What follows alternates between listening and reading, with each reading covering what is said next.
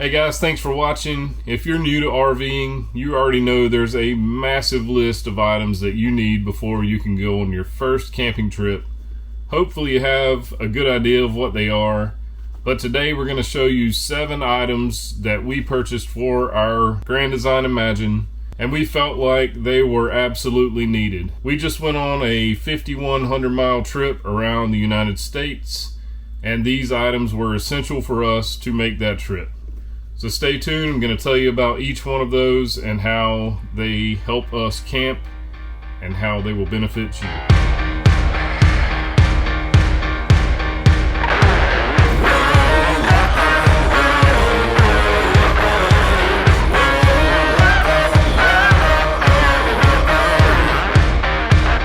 The first thing we purchased for our camper was this Power Watchdog surge protector.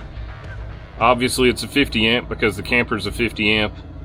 We did use an adapter to go into the 30 amp connection at our house, and I'll talk to you more about that in a few minutes. Why do you need a surge protector? Well, you never know what's going to happen, and you always want to have some sort of protection going into the camper. Campgrounds sometimes screw up wiring.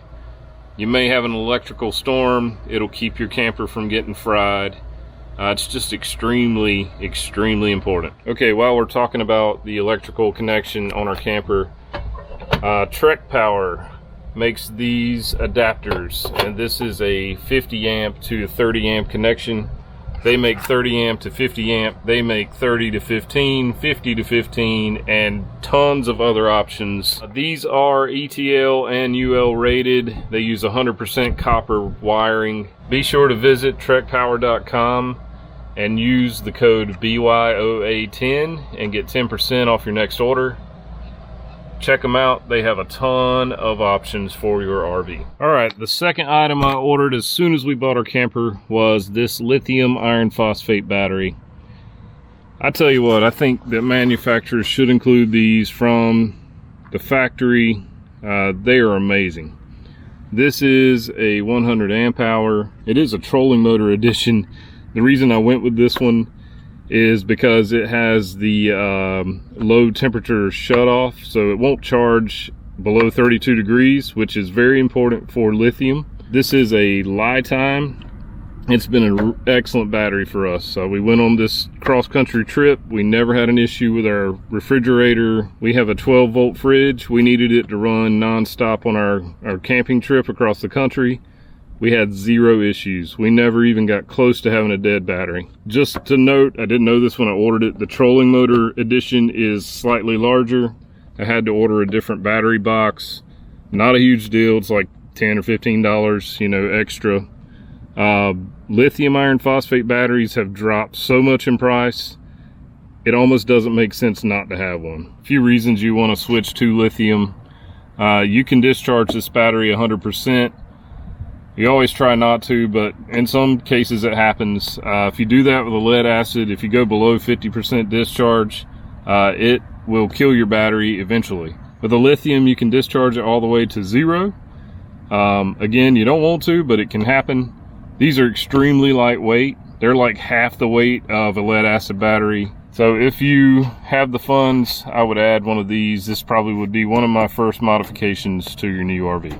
The third item that I absolutely had to have on our new RV was a Micro Air Easy Start. I had a few issues mounting mine. Gets a little confusing. There are some wires that are the same colors. So if you're not super comfortable working with wiring, take it to a dealership, take it to an RV tech, let them install it for you. It really wasn't that hard. I just grabbed the wrong wire the first time. Again, don't be intimidated by my mistake. It was just a mistake and it's gonna happen. Didn't mess anything up and it works great. So what does an Easy Start do? Well, it basically is self-explanatory. It starts the air condition easier than it normally would. Normally there's a huge surge of energy coming from your power box into the AC to get that compressor going. It allows us to connect to a 30 amp connection. We can run both AC units in our camper. That's been amazing. I absolutely love it. I didn't think I'd be able to do this when we purchased the larger camper with the 2 units, but it runs it with no problem.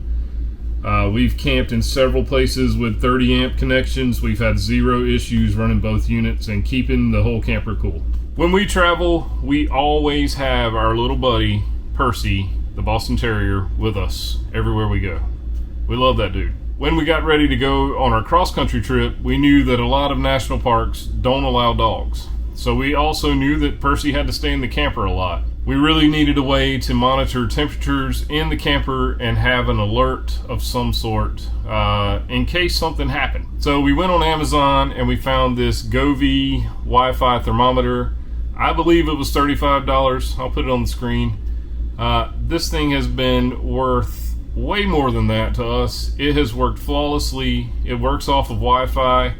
So you're gonna need a hotspot, which we keep over there all the time. As long as it's connected to Wi-Fi, you have access to it on your phone through an app. Another use for this, and it's what we used it for before we left, our refrigerator. We had issues with it when we first bought our camper. We had to get a new one installed. Once we got it back home, we wanted to make sure that it stayed cool enough. So we placed this in the freezer. We let it sit for 2 or 3 days, and we adjusted the temperature of the refrigerator as we went until we were happy with what temps we were seeing. Once it reaches a certain temperature in our camper, I always get a notification from Govee that it has gotten over a certain threshold. Now you can set that threshold in the app, which is great. I think we have ours at 85 degrees. Govee makes tons of different products. We're not sponsored by them, but this thing has been amazing. We're coming up on winter. North Carolina, we don't get too cold, but we do get below freezing some. So I'll be able to monitor our temperature in the camper and know when it's time to winterize or just leave the heat on. So this one, I feel like most people know about, but man, they're important. Vent covers for your camper. For some reason, most manufacturers don't include vent covers, and you really need those. If you ever want to boondock, camp in the fall, sometime where you don't need air conditioner or heat, and you want to open those vents up, you need a cover on them. If you open that up and you go for a hike and it rains, it's going to rain inside your camper. So we like to use Max Air vents. I'm sure the other ones work just as well. We put them on every camper we have. If you don't know about them, you need to know about them, and they're an awesome upgrade for your new camper. And the final item I want to show you guys that we use while our camper's in storage is this small dehumidifier. This one is a Pro Breeze. We got it from Amazon. Last time I looked, I couldn't find this one, but I did order one somewhat like it for my parents' camper. It's working well.